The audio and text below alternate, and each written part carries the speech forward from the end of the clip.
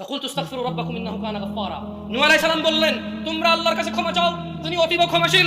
ইউরসিলিস সামা আলাইকুম মিদরারা, আকাশ থেকে আমার রব অজস্র ধারায় বৃষ্টি বর্ষণ করবেন।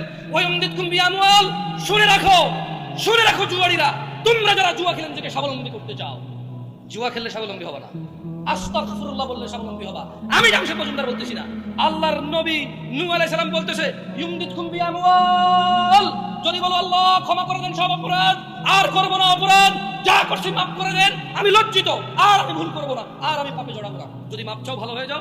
নূহ আলাইহিস সালাম বলছে যে, আল্লাহ বলছে যে ওয়ায়ুমদিদকুম বিআমওয়াল, তাহলে তোমাদের সম্পদ বৃদ্ধি করবে। জুয়া খেললে সম্পদ বাড়বে নাকি আস্তাগফিরুল্লাহ বললে? জুয়া খেললে সম্পদ বাড়বে কে বলে? ইউটিউব বলে। ওখানে অ্যাড আসে জুয়া খেললে, আমি 2 দিনে বড়লোক হয়ে গেছি, আপনি কি হতে চান? মার্সিডিজ গাড়ি কিনতে চান? হ্যাঁ, কি এরকম না?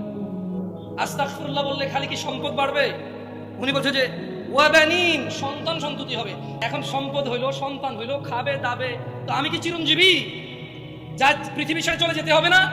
তো ওখানে কি হবে? আস্তাগফিরুল্লাহ বলে যদি পাপ থেকে ফিরে আসে মানুষ, আর যদি ওই পাপে না যায়, ওয়াজআল লাকুম জান্নাত ওয়াজআল লাকুম আনহারা, তাহলে দুনিয়ায় সম্পদ বাড়বে, সন্তান সন্ততি হবে, মরে গেলে জান্নাত দিবে আল্লাহ, যে জান্নাতের নিচে ঝর্ণা।